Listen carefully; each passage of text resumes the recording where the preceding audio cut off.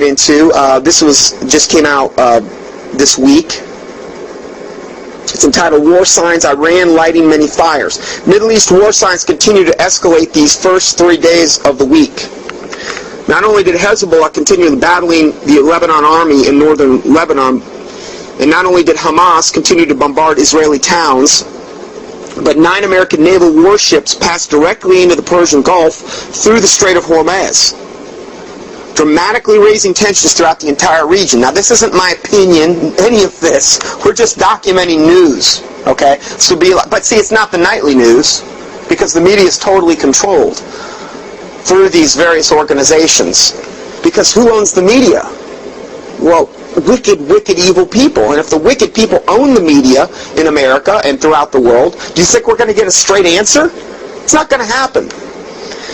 So this is from the Debka file from May 23rd. It's entitled 9 U.S. military ships enter the Persian Gulf Wednesday, assembling off the Iran's coast in the largest American naval move since 2003. They sailed through the Strait of Hormuz by day, according to U.S. Navy officials, for training exercises. The vessels carry about 17,000 combat and marine personnel. They include 2 aircraft carriers, the USS Nimitz and the USS Stennis, as well as the USS Bonhomme Richard, the world's biggest amphibious strike force. And Iran was not notified of the planned arrival. So not only do you have all the stuff going on in Israel, and everybody's trying to kill them, and they're instructed by the Quran that they have to do this, but now you've got this gigantic thing not only going on in Iraq, but now we've got this unbelievable thing that's escalated in Iran now.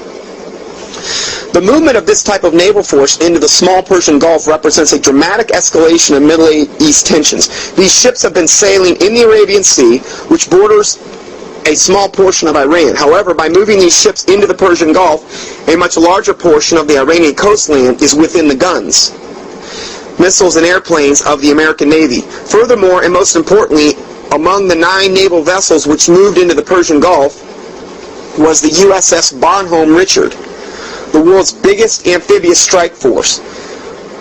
By including the amphibian landing vessel in the mix of the 9 ships going to the Persian Gulf, the Bush administration is signaling that they might just land an invading force on the shores of Iran. As you can see from this picture, now there's a picture of this of these carrier groups going into this. This amphibious landing craft is also a small aircraft carrier, because it actually, they show a picture here. And it was used during the initial phases of Operation Iraqi Freedom. This ship offloaded more than 1,000 fully equipped American Marines into Kuwait. The next segment demonstrates that President Bush was sending a political signal to Iran by ordering these ships into the Persian Gulf. This is also another quote from the Debka file, May 23rd. These maneuvers these maneuvers into the Gulf of Hormuz take place less than 2 weeks after Vice President Dick Cheney visited the region and informed the Saudi Arabian King Abdullah and fellow Gulf rulers that President George W. Bush has determined that if Iran refuses to waive a nuclear weapons capability, the U.S. will attack its nuclear, military, and economic infrastructure. End of quote. It's basically a done deal if Bush and Cheney are permitted. Now, this is why we as Christians, I don't just get up here every week so I can read this stuff so we can all get scared. We as Christians need to be praying about these issues. And above all, you pray, nevertheless not my will but thine be done, as Jesus did in the Garden of Gethsemane. Okay, we don't just pray for our own will to be done because we're motivated out of fear. We want to always pray that nevertheless not my will but thine be done, because this may be the Lord's will. The Bible says that the Lord would be the one that would send a strong delusion in 2 Thessalonians chapter 2. He was going to be the one. And that there's going to be all kinds of wars and rumors of wars and tensions and pestilences and things like this. God's permitting this to happen. As the world gets more and more evil and wicked, judgment's coming. And it's coming to America big time, because of all the abominations that have been committed here for so many years now. And they're unrepented of abominations. And God always has to judge a nation that's full of abominations that are in total And especially one that would call himself a Christian one. That's even worse. So, perhaps this movement of these, and this is getting back to this article, this is from Cutting Edge, perhaps this movement of such a powerful force occurred because Vice President Cheney promised such a military move to these Gulf state rulers.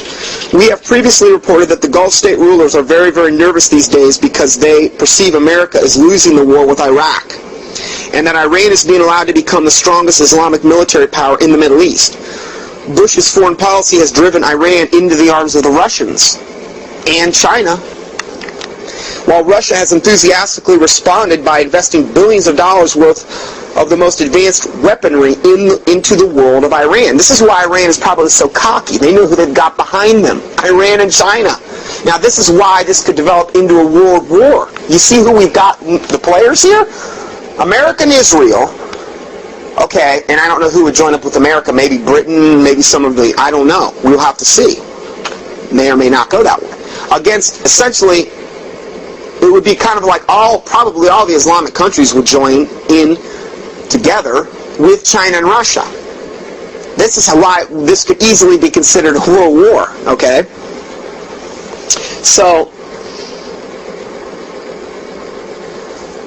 America, it appears as though they're losing the Iraqi war, which is also bolstering Iran's confidence levels. Russia's behind Iran and China. The Russian weaponry threatens the American naval force, which is now in the Persian Gulf, with annihilation. This weaponry includes, number one, scalar weapons. The Russians have now deployed their 5th generation scalar weapon technology. Now there is a video that Cutting Edge sells from, again, is by Bill Schneblin. He's the one that did the video and the book on the Freemasons. He came out of it as a 33rd. Actually, he said he was a 95th degree Freemason. There's different levels that not everybody's aware of. So he has a video that you can get through Cutting Edge called Russia's Secret Weapon to Defeat America. And it's one of their most popular videos ever, actually, that's ever been sold. I didn't really realize that. I've never watched it. But it gets into this whole scalar weaponry and how Russia possesses this technology. And there's a link that you can get, that you can click into. It's called Oblivion, America at the Brink, Scalar Weaponry Explained. There's a link. If you do that keyword search online, you'll find that link to Cutting Edge, and you can click into it. Now, Cutting Edge is a subscription website, and I think it's like $25 a year or something. It's worth the money. You really need to be subscribed to this website, because it's cutting edge information. Taylor, sit back down and listen. And scalar weaponry is then the subject of this video that Bill Schneblin put out. So if you're not aware of what this technology is, it'll be a good video to get. This weaponry is vastly superior. Now this is what Cutting Edge is saying. It's vastly superior to anything America possesses and can be used both in a defensive mode and offensive mode. Scalar weapons can erect a dome above and around the target area, preventing anything and everything from penetrating. It'd be like a force field. Scalar can also deliver atomic force explosions anywhere on Earth at the speed of light. Oh, well, that sounds pretty benign. This is what scalar weaponry can do. And now he's saying that they've got it, we don't. That I don't know. I don't know whether we've got a big, gigantic trick up our sleeve, too, in America. It's hard to say. But I know we're more primed for judgment in America than any place on Earth. And I know Bush and Cheney and their handlers above them and all the people in Congress and Senate and all of our wicked government here have jockeyed us into a position in this country on so many different levels where we're primed for judgment. Primed! Number 2, Russia has Sunburn hypersonic missiles. This is from another news article. See, that's the nice thing I like about Cutting Edge. They just document and document and document about things that they're talking about. This isn't just somebody going up there putting up their opinion about stuff. They've got all these news articles and links you can go to confirm this information. This article is entitled, Has the Russian and Chinese Missile Technology Doomed the U.S. Navy During the Upcoming Planned Third World War?